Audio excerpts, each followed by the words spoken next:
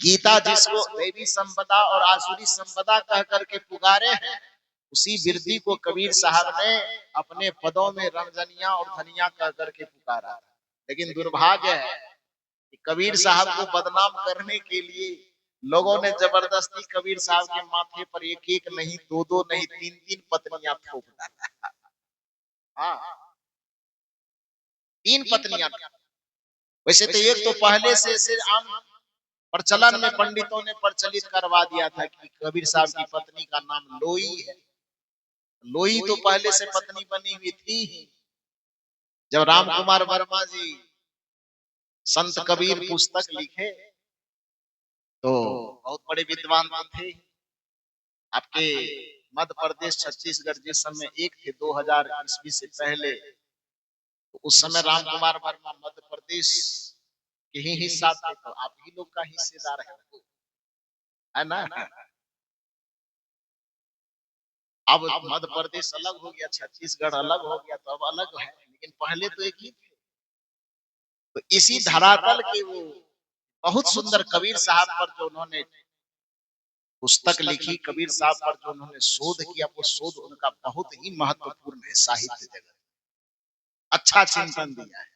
लेकिन कबीर साहब के जीवन का परिचय करवाने के क्रम में जब उसकी कलम चली तो पता नहीं कौन सा बुद्धि लगा दी, और जिस शब्द का अर्थ उसको भावार्थ करना चाहिए। व्याकरण कहता है कि जब किसी भी शब्द को कसना हो आपको, तो उसको तीन कसौटी पर कसिए, अभिधा, लक्षणा और व्यंजना में।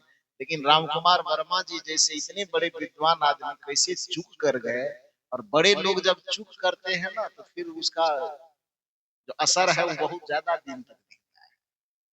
उसमें रमजनिया और धनिया का भावार्थ करना चाहिए कुछ, और रमजनिया धनिया को मैंने कबीर साहब की पत्नी बनाया। तो एक ही पत्नी के नाम से कबीर साहब बहुत परेशान थे। दुनिया वाले लोग ऐसे परेशान रहते नहीं, पत्नी वाले लोग जानते होंगे। गाना बना करके गाता है, जब से हुई है शादी आंसू बहा रहा। अब कौन कौन गाते हैं वो बताइएगा, सामने में नहीं बता पाएगा तो अकेले में हमको बताइएगा, जान ले कौन कौन ही गाना के मारे हुए हैं। जब से हुई है शादी आंसू बहा रहा, आफत गले पड़ी है, इन लोगों को पता है पहले से, गुनगुना रही है। कबीर साहब भी सोचते होंगे कि भैया ये लफड़ा तो एक तो पहले से मेरे गले में डाल रखा है लोई के नाम से। वस्तुतः न तो रमझनिया धनिया कोई स्त्री है, न लोई कोई स्त्री। इस चीज का सौभाग्य निराकरण करने का प्रवचन के दरमियान तो मैं 22 साल से बोल रहा हूँ, संत गुरुजनों से भी बहुत दिन से सुन रहा हूँ, लेकिन दुर्भाग्य की बात है कि इसका असर सरकार तक नहीं पहुंच रही है। इसी ख्याल से जब मुझे पीएचडी करने का सौभाग्य मिला सदगुरु कबीर साहब के दर्शन पर, मुझे थीसिस लिखने के लिए दिया गया संत कबीर के संतमत दर्शन में आदर्श राष्ट्रीयता के सूत्र। तो जैसे ही मुझे मौका मिला, मैंने सोचा कि प्रवचन से लोगों को तो जो बात सुना रहा हूँ सुना ही रहा हूँ, हमारे गुरुजनों की जो ध्वनि है, गुरुजन जो हमारे कबीर साहब के बारे में चिंतन देते हैं, उन चिंतनों को यदि अपने कलम की ताकत से सरकार के कान तक पहुंचाना है, उस पीएचडी को मैंने माध्यम बनाया और उसमें लिखने की कोशिश की, शोध करके उसको मैंने संदर्भ सहित सरकार के यहाँ स्थापित करने का कोशिश किया। और उस शोध के दरमियान में आश्चर्य होगा आपको कि भक्ति कालीन जितने भी निर्गुण अथवा सगुण परंपरा के जितने संत हैं, प्रायः संतों के शब्दावली में, पुस्तकों में लोई शब्द का प्रयोग लोग के लिए। गुरु गोरखनाथ के शब्दावली में दर्जनों बार लोई शब्द का प्रयोग। आप जाएंगे गुरु ग्रंथ साहिब जो सभी संतों के वाणियों का संग्रह है, जो सिख परंपरा में गुरु का दर्जा प्राप्त है जिस ग्रंथ को, उस ग्रंथ में कम से कम 120 बार लोई शब्द का लोग के अर्थ। गरीब साहब के शब्दावली, गरीब साहब के ग्रंथ में, दरिया साहब के ग्रंथ में लोई शब्द का प्रयोग। इन सारे प्रयोगों के बावजूद इससे जब मैं संदर्भ दे रहा था उस पुस्तक में लोई शब्द के लिए कि कबीर साहब की कोई लोई पत्नी नहीं है बल्कि लोई लोग के अर्थ में प्रयुक्त होता है, तो सबका संदर्भ देने के बावजूद भी मेरे अंतर्मन को संतुष्टि नहीं हुई। मुझे लग रहा था कि लोग वो देंगे ना, चूंकि गुरु नानक देव जी, चाहे गुरु गोरखनाथ जी, चाहे दरिया साहब जी, चाहे पलटू साहब जी, लोगों के दिल दिमाग पे उतना फिलहाल असर नहीं डाले। विद्वानों के नजर में तो महान है ही, लेकिन आम जनमानस में रामचरितमानस और गोस्वामी जी का वैल्यू थोड़ा ज्यादा है ना। आम जनमानस जो पढ़े लिखे हो भी, अब पढ़े लिखे ना भी हो, तो और किसी का नाम जाने न जाने, रहीम का, तुलसी का और कबीर साहब का नाम जरूर जानते हैं ना। तो जब मैं उसमें संदर्भ प्रस्तुत कर रहा था कि लोई कोई स्त्री नहीं है बल्कि लोई लोग वाचक है, तो इस संदर्भ को प्रस्तुत करने में मैंने गुरु गोरखनाथ जी का संदर्भ दिया, गुरु नानक देव जी का संदर्भ दिया, दरिया साहब जी का संदर्भ दिया, जगजीवन साहब जी का संदर्भ दिया, राधा स्वामी जी का संदर्भ दिया, और इन सारे संदर्भों को देने के बाद भी मेरा मन संतुष्ट नहीं हो रहा। तो मैंने कोशिश की, रामचरितमानस को पलटना शुरू किया। मुझे लगा कि एक एक बार एक एक अक्षर को पढ़ के देखता है।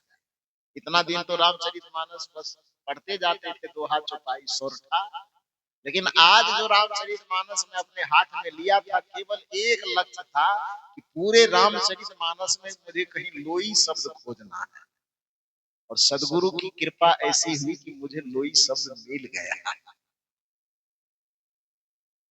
क्योंकि कबीर साहब ने कहा कि जिन खोजा जिन ढूंढा तिन पाइया, गहरे पानी पैठ, जिन बोरा डोबन डरा रहा किनारे बैठ।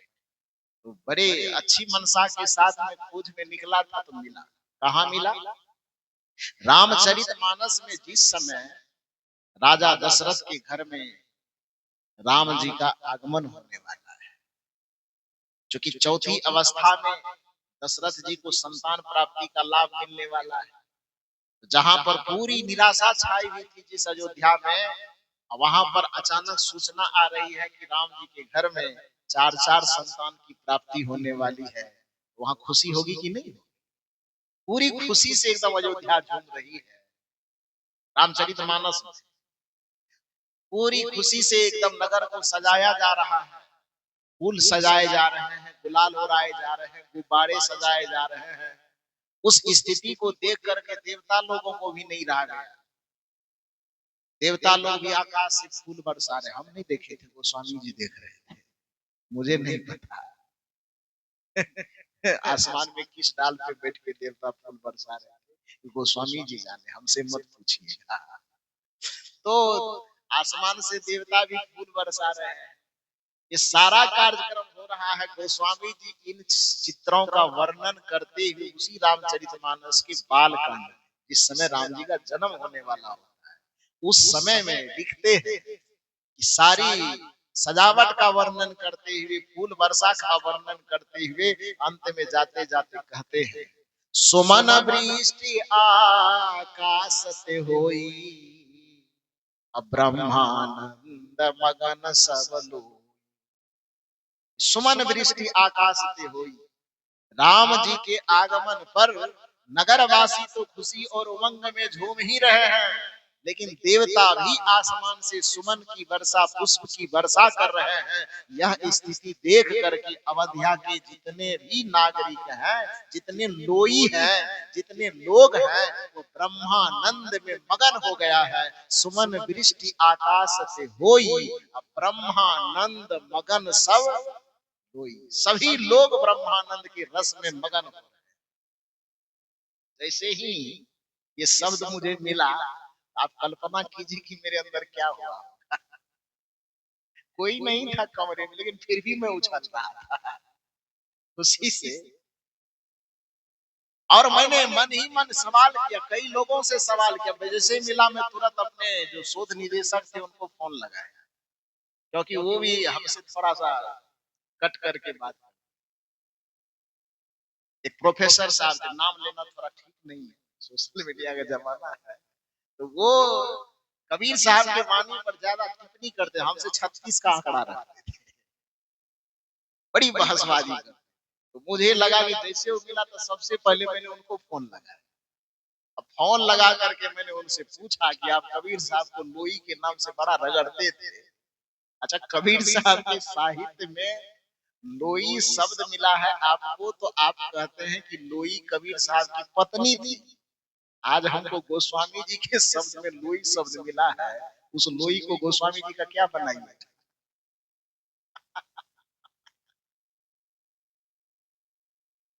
उन्होंने कहा मिल गया। हमको मिल नहीं गया, बढ़िया से मिल गया। तो आप बताइए बढ़िया से कि कबीर साहब की पंक्ति में लोई शब्द है तो उनकी पत्नी बन गई। गोस्वामी जी के शब्द में जब लोई आया तो फिर यहाँ पर गोस्वामी जी का क्या बनाइएगा? आप बताइए, जल्दी से हम रिलेशन स्थापित करें। नाम बताइए। चुप हो गए, फिर कुछ बोल नहीं पाए। कहने का अभिप्राय यह है कि भक्ति कालीन जमाने में चूंकि क्षेत्रीय शब्दों को साहित्य में स्थान मिल रहा है, इस वजह से जो आम बोलचाल में चूंकि शब्द निष्पत्ति के व्याकरण में 4 प्रकार बताए गए, तत्सम, तद्भव, देशज, विदेशज। आप लोग यहाँ तो गुरुजन बैठे हुए, बचपन में हम लोगों का भी पीठ का छिलका छोड़ा दिया। ये सब याद करवाने, संज्ञा, सर्वनाम, कर्ता, कारक सब याद करवाने में नहीं छोड़वाया। तब बचपन से तो आप ही लोग हिटलर थे। तो हम लोगों के पीठ पर बड़ी छड़ी मारे, लेकिन उसी की कृपा है। आप लोग यदि हम लोगों को छड़ी न मारे होते तो आज इस मंच पर बैठ करके हम इतना लंबा चौड़ा भाषण न दे रहे होते। ये महान शिक्षकों की महान कृपा है। जिस पिता से बच्चे को हमेशा डांट मिलती हो वह बच्चा सौभाग्यशाली है। जिस विद्यार्थी को शिक्षकों की छड़ी खाने का मौका लगे वो शिक्षक व विद्यार्थी सौभाग्यशाली है। क्योंकि नीति यह कहती है कि जिस फुलवारी से माली छूट जाए या जिस फुलवारी में माली न हो, उस फुलवारी को जंगल बनने से कोई रोक नहीं सकता। उसी तरह से जिस व्यक्ति के जीवन में अनुशासन देने वाले गुरुजन न हो, उस विद्यार्थी को आवारा होने से कोई नहीं रोक सकता है। फुलवारी को जंगल बनाने से यदि रोकना है तो उसको माली के हवाले कीजिए। कब किसको काटने, कब कहाँ छांटने की जरूरत पड़े ये कोई दूसरा नहीं जान सकता, वो माली ही जानेगा। उस तरह से किस विद्यार्थी को कहाँ पर प्यार की जरूरत है और किस विद्यार्थी को कब और कहाँ फटकार की जरूरत है, ये एक शिक्षक से बेहतर और कोई नहीं जान सकता। इसलिए शिक्षक को इतनी छूट तो देनी चाहिए। हालांकि सरकार ने आजकल कहा है कि छूइए भी मत, डांटिएगा भी तो केस क्लेम हो जाएगा। डांटना भी नहीं, फूल से कोमल। अरे भैया, हरा बनाने के लिए कबीर साहब ने पहले कह दिया कि गुरु कुम्हार, शिष्य कुंभ है, गढ़ी गढ़ी काढ़े खोट, दोनों चीज बताया। अंतर हाथ सहार, बाहर मारे चोट। अब यहाँ सहारा तो देने के लिए आप कह रहे हैं, लेकिन अंत बाहर से चोट मारने के लिए, डांटने के लिए, फटकारने के लिए, कुछ अनुशासन करने के लिए आप मना कर रहे हैं। ये तो गलत बात है। अंदर से आप सहारा देने के लिए कह रहे हैं, ये उचित बात है। सहारा देना चाहिए, प्यार देना चाहिए, स्नेह देना चाहिए, दुलार देना चाहिए। लेकिन विद्यार्थी गलती करे फिर भी शिक्षक को डर हो कि कहीं हम केस में न फंस जाए। इसलिए जरूरत पड़ने पर भी यदि डांट फटकार शिक्षक नहीं करेंगे तो वह विद्यार्थी विद्यार्थी नहीं रहेगा। विद्यालय से निकलेगा तो आवारा होकर के निकलेगा, निकलेगा ना। तो ये हम लोग उस जमाने में थे जिस जमाने में इस चीज का डर शिक्षक महोदय लोगों को नहीं था। बड़ी कुटाई की है हम लोगों की। हाँ, ये मत कहिए कि हमको क्यों सुना रहे हैं। अरे आप ही के बिरादरी का है ना, चाची हारे में रहे, लेकिन बिरादरी तो आप ही को था ना।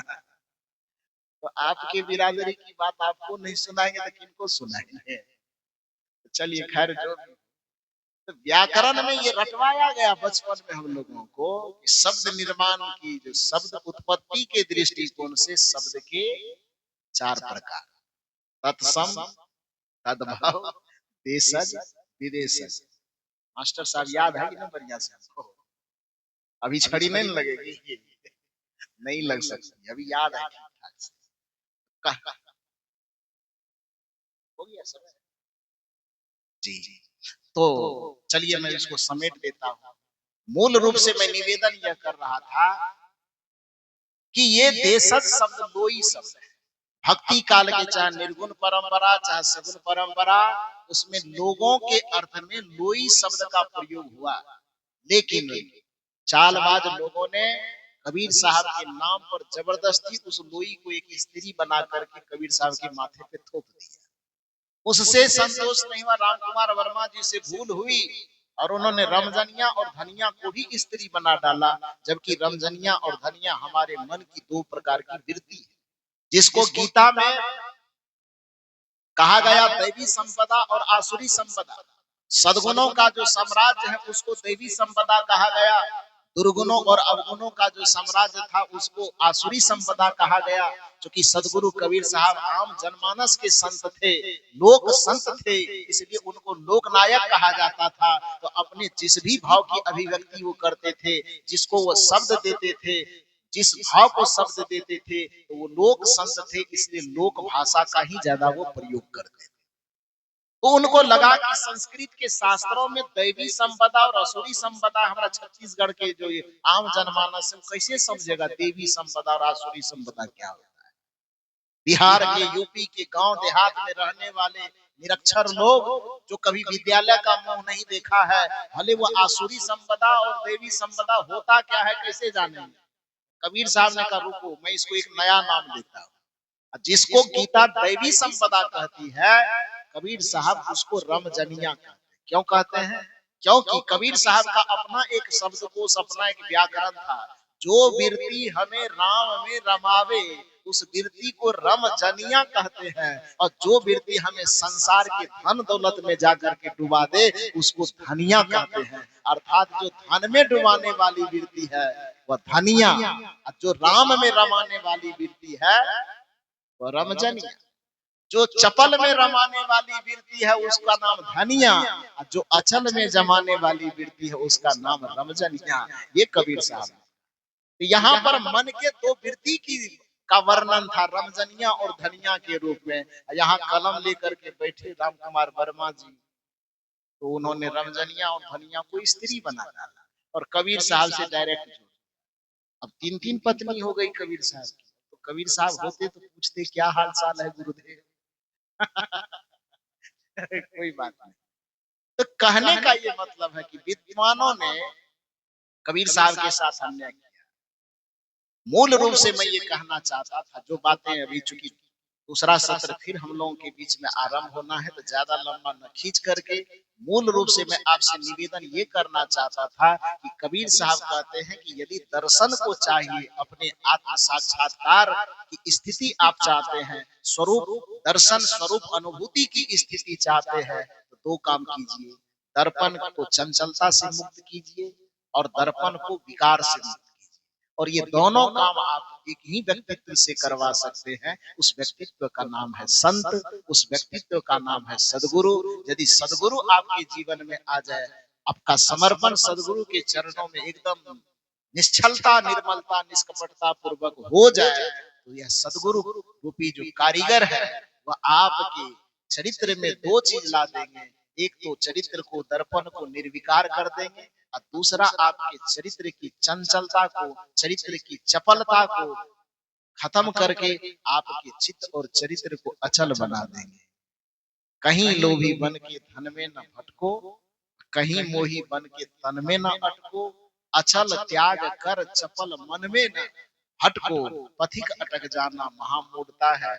आज सौभाग्य से हम सबों के सामने बगल में आए दाएं दाएं बाएं अगल बगल में हमारे परम पूज्य श्री अचल साहब बैठे हैं। तो मुझे लगता है चपलता को त्याग करके अचल तक पहुंचने में ज्यादा देर नहीं लगेगी, क्योंकि ज्यादा दूरी नहीं, एक ही हाथ की दूरी पर है ना। तो चंचलता को त्याग करके अचलता तक पहुंचने में ज्यादा देर नहीं लगेगी, और इस अचलता तक पहुंचना ही हमारे और आपके जीवन का उद्देश्य है। बहुत बहुत साधुवाद। मंचासीन समस्त पूज्य संत गुरुजनों के चरणों में कोटि कोटि नमन वंदन करते हुए, दर्शक दीर्घा में विराजमान हमारे भारत की या हमारे संपूर्ण मानवता को सींचने वाले गुरुजन जो बैठे उनको भी सादर प्रणाम और सबके हृदय में रमने वाले रमैया राम को सादर नमन वंदन करते हुए इस सत्र में मैं अपनी वाणी को यहीं पर विराम देता हूँ।